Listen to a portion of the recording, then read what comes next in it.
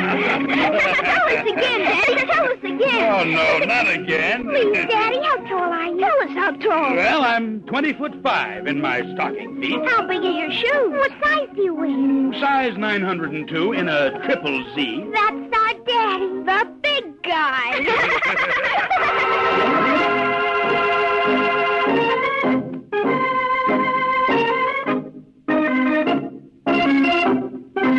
NBC presents The Big Guy in the final story of the current series of adventures of a very unusual detective, Joshua Sharp. Joshua Sharp works for his clients on a strictly cash basis to provide for the needs of his nearest and dearest, Josh Jr. and his daughter Debbie. To these two, Sharp is both father and mother. To his clients, he is a good detective. To Josh and Debbie, he's the friendly magician, the fabulous hero, the giant among giants, the Big Guy. Tonight's adventure with the Big Guy, the case of the patent leather bag. One thing I've always emphasized to my kids has been the importance of keeping their word. If you can't keep a promise, don't make a promise, I've always told them. But once you've given your word, be bound by it. Keep it no matter what. I didn't expect Josh and Debbie at their age to latch onto it too thoroughly. My idea was to plant the seed by repetition so it would take root and flower at some later date. Certainly I was unprepared that morning at breakfast when I suddenly noticed the enormous black eye that had blossomed on my son and heir. Now, it's all right, Daddy. Josh, where in the world did you get that? There's nothing to worry about. Maybe not for you and me, Debbie, but it's Josh's eye. Well, I put a little piece of beefsteak on it. A shiner like that deserves a pound of beefsteak. Who gave it to you, son? A kid. What kid? Just a kid. Now, tell the truth, Josh. Was that horrid little Tubby Denton. Tubby Denton? The fat one with the stick-out teeth in front.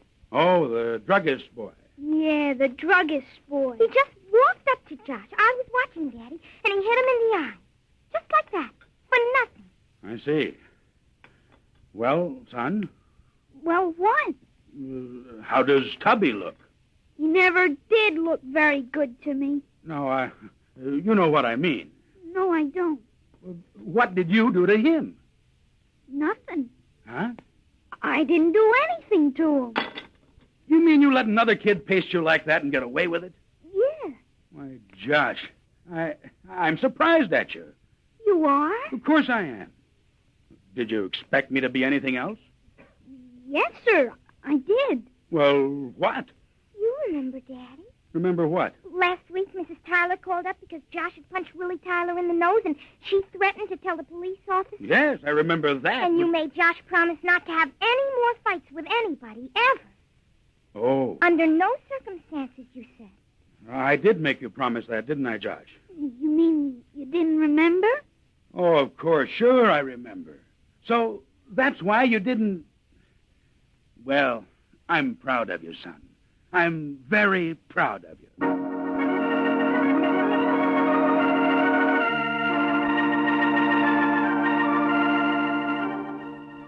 But I was also late to work, so I kissed my two goodbye and hurried down the steps. I made a mental note that I must reopen the subject of fights and make a clear distinction between unprovoked aggression and justified self-defense. I was just hurrying along the second-floor corridor, I remember, when I looked up and saw Mrs. Jessup standing in her open door, looking at me with a worried frown. Mrs. Jessup was a widow and our landlady, and I stopped short at that look on her face and asked her if there was something I could do for her. She answered my question with a question. Why don't you just return it, Mr. Sharp? I'm not a one to make trouble. What's that, Mrs. Jessup? Well, there's no point making mountains out of molehills, I always say. I don't quite understand. It's all right, Mr. Sharp. Kids will be kids. I guess we've all done worse things ourselves, if we could remember back. Worse things? Worse things than what? Now, don't get yourself all overwrought, Mr. Sharp. Wasn't worth a lot, just an old patent leather handbag. Patent leather handbag? Just junk, really. Wouldn't be seen dead carrying it around, but, well, that's not it, you know. It's the principle of the thing. Do I understand you're trying to say my children stole a handbag? Well, I don't like to say steal. I hope you're prepared to say more than that, Mrs. Jessup. Now, it was just as much my fault as it was theirs. They play up and down these steps all day, and I should have known enough not to go out and leave my door open. Listen, Mrs. Jessup, you can leave your door open any time you please, day and night. Josh and Debbie would never walk into your apartment. Well, I know you believe that, and it's a credit to you, Mr. Sharp, but, well, the fact remains that they did. You mean you accuse my kids? I'm not accusing anybody. You needn't be afraid of lawsuits, lady. That's not the point at all. I don't think in terms of libel and slander. It's understandable that a person can make an innocent mistake. But... I'm not making a mistake, innocent or otherwise. And I want details. Cold details with no more face-saving hypocrisy. All right, then. You can have them, Mr. Sharp. I left the house yesterday afternoon at 3 o'clock. There was nobody here, not a soul anywhere on any of the floors, except those 2 kids of yours, and they were playing here in this hall. Go on. Well, a little after 5, I got back, and the handbag was gone. So? Well, how much more do you want?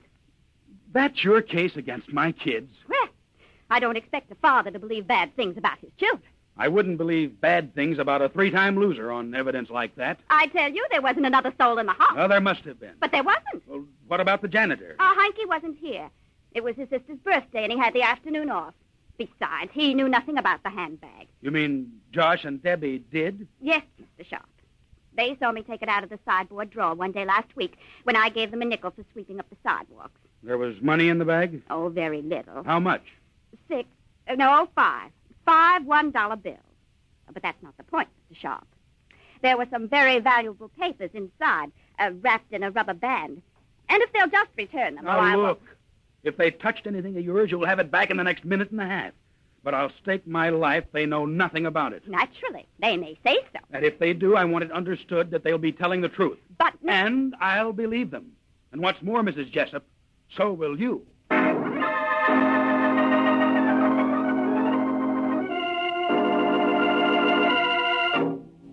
Even as I ran back upstairs, I realized I was being completely unfair. If the kids had been alone in the house and the handbag had been stolen, the woman could be forgiven for thinking Josh and Debbie had something to do with the theft.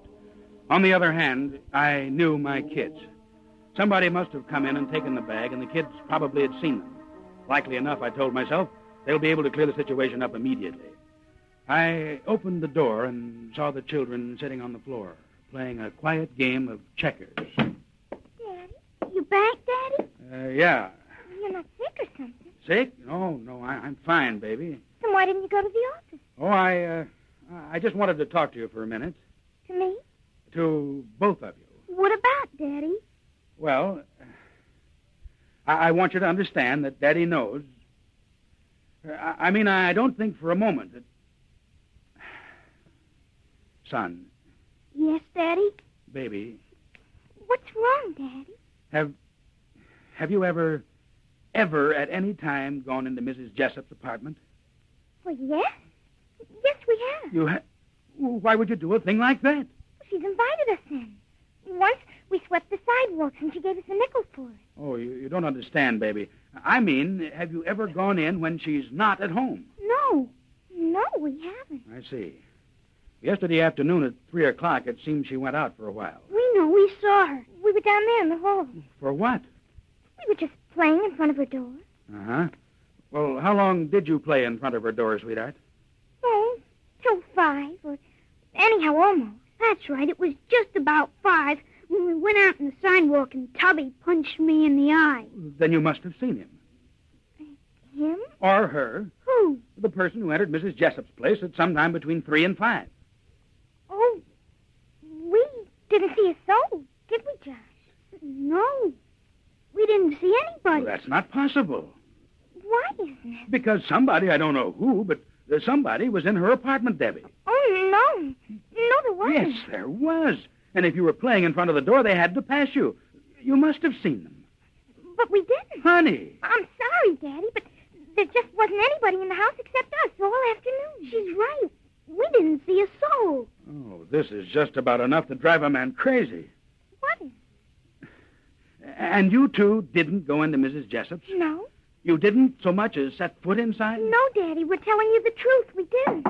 I'll get it. No, you stay right where you are. And if it's Mrs. Jessup, you two go into the bedroom while I... Oh. Hey, I got the stuff here your kids ordered. What? Yeah, a hunting knife and a sewing kit. Who are you? Delivery boy from Krause's toy store over on 3rd Avenue. You know anything about this, Debbie? Yes, Daddy. We told Mr. Klaus what we wanted yesterday afternoon, and he said he'd probably have 'em in by this morning. Yeah, that's right. So we got 'em in. So I brought 'em over. COD, mister. The things are $2.50 apiece. What did you say? $2.50 apiece. Oh, it's all right, Daddy. We've got the money. Josh? Yeah? Give it to Daddy. Oh, wait a second. Here it is. $2.50 apiece makes 5. Where did you get this? What, Daddy? What are you doing with $5? It's ours, Daddy. Ours. Hey, what about the stuff, mister? Don't bother me. Yeah, but... Get out of here. Yes, sir. Daddy? Kids, have I ever said no when you wanted anything in reason? We didn't want anything, Daddy. It just came our way. Came your way. Like I told you, Daddy. You didn't take a handbag out of Mrs. Jessup's apartment? Take a handbag? Gee, Daddy, that would be stealing.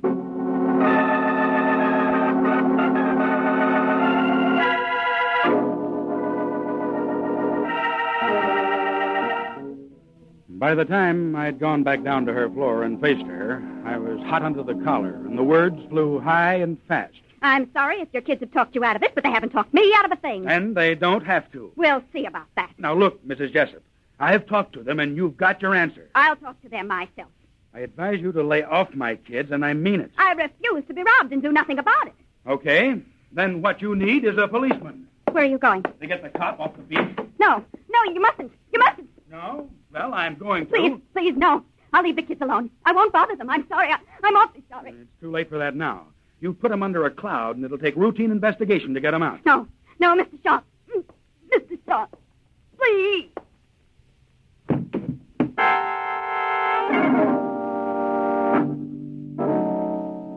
She had fallen at full length on her parlor rug, her eyes rolled back and her arms and legs stiff and rigid. I knelt over her and listened for a heartbeat. I knew she'd had some kind of attack. And while I listened, her lips moved weakly. The words were breathy but distinct. Maryvale, doctor.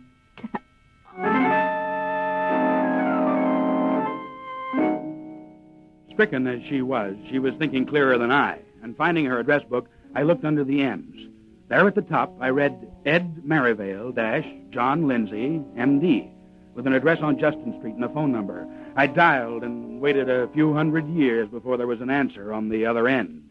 Dr. Merivale speaking. This is Joshua Sharp. Yes, Mr. Sharp. I think you know a woman named Jessup, Mrs. Irma Jessup? Irma Jessup? Yes, she owns a house at 46 Tyne Avenue. I don't believe I've ever heard of her. Oh, and maybe your partner, Dr. Lindsay, knows her. No, I'm quite sure he doesn't. Well, she's heard of you. She's got your name in her address book, and she needs help fast. What's the trouble? She collapsed about 5 minutes ago. I see. Is she conscious, Mr. Sharp? More or less, but she won't be conscious long. Very well, sir. I'll be over in just a few moments.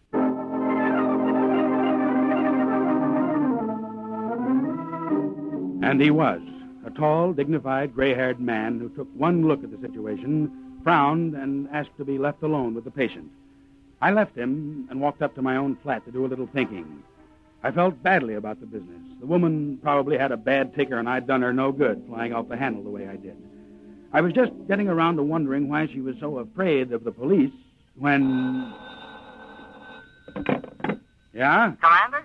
Oh, I meant to phone you, Risky. Well, what happened? I thought you were coming to the office early. No, I've had a bad morning. Oh. Anything I can do? No, I don't think so, Risky. Take a chance and ask. Well, I'm interested in finding a black patent leather handbag. Why? It was stolen from the apartment of my landlady, Mrs. Irma Jessup, at 46 Tyne Avenue, sometime between 3 and 5 yesterday afternoon. Well, could I ask you why you should bother your head? My head's already bothered. The woman has been flinging accusations. Well, at who? I can't say right now. No? No, I'm not alone. You mean she's accusing the kids? You're as sharp as a tack, chum. Well, but why did she pick on them? There wasn't anybody else in the house at the time. Well, what's to have stopped the second story man from coming in? Nothing that I can think of. Well, you just hold your hat, Commander. I'll check around among some friends of mine I shouldn't have. I'll see if I can get a lead.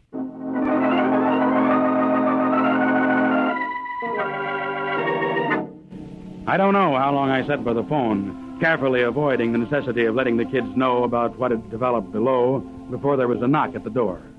I opened it to see Dr. Merivale standing outside in the hall. One look at his face, and I stepped out and closed the door behind me. I suppose you couldn't have called me any sooner than you did. It wasn't soon enough? She suffered a sudden and severe heart attack. She's dead? Yes. Do you happen to know who's the next of kin? I have no idea. Maybe your partner does. My partner? Lindsay. Oh, yes, of course. Well, I can ask him. And will you call me back? Of course. Perhaps I can leave the death certificate in your care. If you want to. It would be convenient. Well, then I'll hear from you. I'll call you back sometime in the next 3 hours. Oh, thanks, Doc. If by any chance one of the kids answers the phone, don't let on that the lady's dead. Certainly not. I'll break it to them myself in time. I understand. Daddy? Yes, baby. What's the matter? Nothing at all. Who is that outside? Just a man, a fellow I know. Is there anything wrong? Oh, why should there be? Excuse me, kids.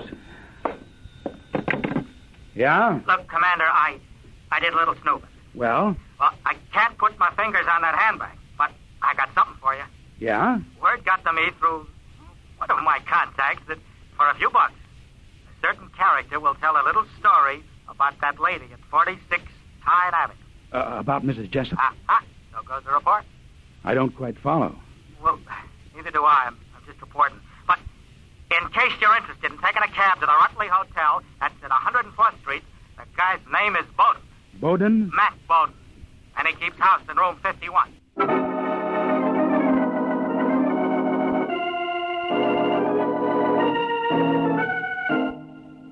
I took a cab then to the Rutley Hotel and asked for Mr. Bowden. I was told that Mr. Bowden wasn't in his room and that I could wait in the dingy, narrow little lobby. I just sat down and was opening a newspaper when a voice said quietly, You're Sharp? Who are you? There was a detective named Sharp who was coming to see me. I thought maybe you was him. Are you Mac Bowden? Oh, then you are him, huh? Oh, what's this highly touted story about Irma Jessup? Look, could you keep your voice down? Down? Oh, all right. But nobody's listening. Somebody might. Look, I got a room rent bill here for $120, Mr. Sharp. Oh, that's your asking price? That's the rock-bottom final figure. Well, I'd have to get it out of the bank. It ain't 3 o'clock yet. What reason have I got to think you know anything worth that much dough? Well, I spent 10 years in Atlanta Pen on a robbery charge. How does that concern Irma Jessup? I ain't saying who it concerns. But for the 120, I'll spin you a yarn to open your eyes. All right. I'll stay right here. You coming back? Yes. With the dough? With the money. Bowden!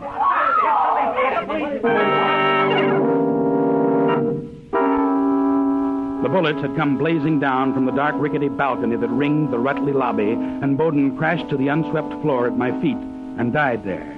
The killer had his exit planned so well that the balcony was deserted by the time I found the stairs and stumbled up in the half-light.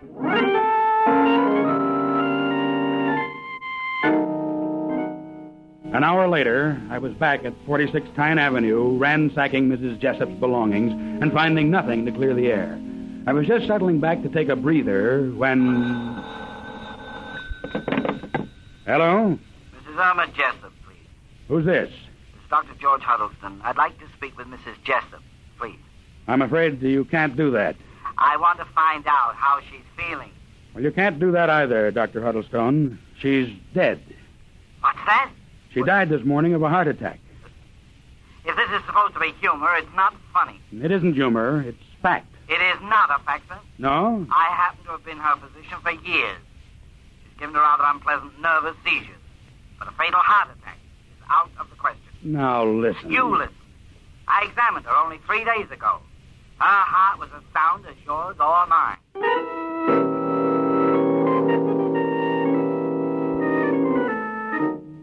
I sat for some time, puzzled, reaching out for something to add up and get a sensible answer. Then I picked up the phone and dialed Merivale's office.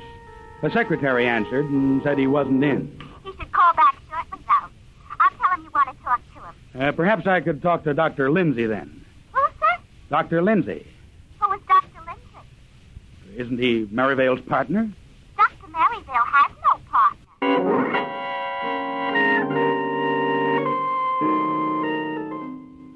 I hung up slowly. Then I took Mrs. Jessup's telephone list in hand and turned to the M's again. There it was, Ed Merivale - John Lindsay, M.D. Studying the names closely, it suddenly hit me. If Merivale and Lindsay had been partners, she would have listed them as M.D.s. Here, plainly written, was M.D., singular, without an S. And I knew that for one reason or another, Merivale and Lindsay were two names for the same man. I thought back over the morning, Mrs. Jessup's wild concern for an old handbag, her death, Merivale's diagnosis, and Bowden's sudden murder. And then I remembered Bowden's hint about having been in the penitentiary at Atlanta, so I phoned Captain Murphy at Homicide to do a bit of research. When I'd hung up, I climbed the stairs to where Josh and Debbie were still quietly playing checkers. You don't have to worry, Daddy. Don't I, baby? We told you the truth about the handbag. We didn't touch it. I don't want to know about the handbag anymore. No? No, I'm sure you told me the truth about it. But I'm also sure that, for some reason or another, you lied to me about something else. Look, children, Mrs. Jessup is dead. Dead? And she was murdered. Mrs. Jessup? And a little while ago, a man was murdered, too. He wasn't a good man, but he was killed like a dog. I don't understand, Daddy. Nobody's too sure of anything yet. And I'm only sure of one point. What's that? I'm sure that you two did see somebody enter the lady's apartment yesterday afternoon. Oh, no. Now, be careful, sweetheart. There's a lot involved here. The person you saw murdered Mrs. Jessup and the man. Do you understand, Debbie? Josh? Just a minute. Hello. Sheriff? Yes. Captain Murphy. Oh, yes, Captain. Information from Atlanta. Good. They've got a record on John Lindsay. It seems he was put away in 1930 for 10 years for medical malpractice. Well, thanks, Captain. Anything else we can do? I'll let you know later. Oh, what a headache. Daddy? Oh, Daddy? Debbie, Josh, now I must know who passed you yesterday afternoon and went into Mrs. Jessup's apartment. You must tell me. Do you understand? You must do as I tell you. We're doing as you tell us. Well, anyway, we're doing as you told us. What? Well, didn't you say that your word is your bond? And that once you give it, you should stick by it no matter what it means? Why, yes, I did. We didn't know. He came up the stairs and saw us and said he'd give us $5 if we'd give our word never to say we saw him. And we gave our word. We gave it. And now we've broken it. No, baby. Who was the man you saw? We don't know. Honest, we don't. I got your message, Mr. Sheriff. Josh. Daddy. Yes, son? It was him. Okay, Josh, and you really haven't broken your word. I've known it for quite a while. What is all this, Sharp? I've known that you murdered Mrs. Jessup, Dr. Merivale. Well, how dare you say such a thing? You killed her when you sent me out of her flat. It was too good a chance to miss. She was unconscious, and all you had to do was not administer to her. Let her die, which was murder just the same as if you used a knife or gun. You must be insane, Sharp. Why should I have done a thing like that? Because she had proof that you'd been imprisoned for malpractice years ago under your real name of John Lindsay. This proof was in the handbag that you stole yesterday from her flat. And today, with everything fitting your purposes, you let her die because you were afraid she might continue to work her little blackmail racket. Do I look like a man who could commit murder? Frankly, no. But your killer instinct definitely asserted itself later today when you had to do away with your ex-cellmate, Mac Bowden, in order to finish this whole nasty business. Do you think you can prove this? I know I can. Then I must ask you to put up your hand. Now, steady. Steady, kids. It's all right. Don't get scared. Nothing's going to happen. I wish you were right, Sharp. I don't relish this or anything I've had to do, but it's been forced on me. You wouldn't really kill again. What choice have I? Hey, listen, what about that COD? Look out!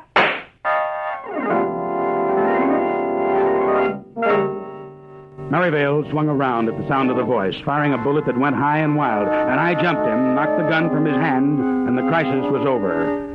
I left the kids alone for the few minutes it took me to get him to headquarters, and then I hopped a cab back and climbed the stairs to our flat.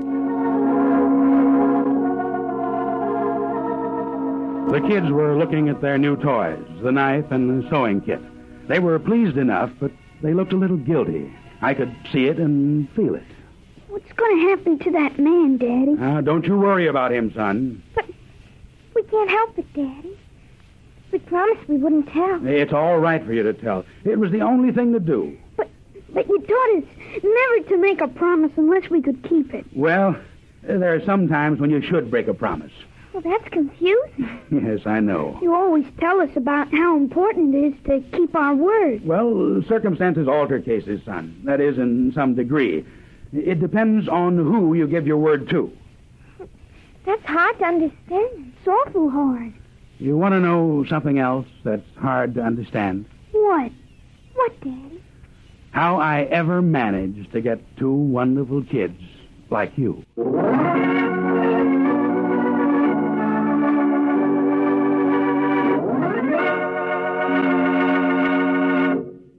This is Josh Sharp Sr. saying goodbye for Debbie and Josh Jr. and me as we come to the end of our current series. We all hope that you have enjoyed our stories, and if you'd like to hear more of them, please write and tell us about it. Just write to me, the big guy, care of NBC, New York. We'd like very much to hear from you. Debbie? Josh? How about it? Oh, we would, Daddy, we would. Yes, Daddy. And goodbye, everybody. Goodbye. Bye. Bye. Goodbye.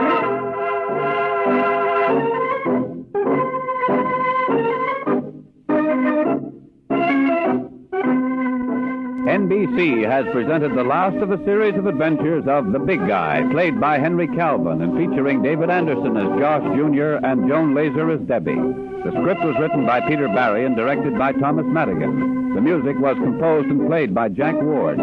Members of the cast were Anita Anton, Joseph Bell, Bill Gray, Burford Hampton, and Sandy Strauss as Risky Skinner.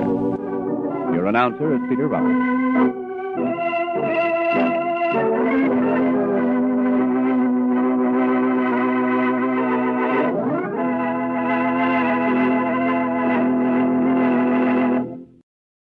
Three chimes mean good times on NBC.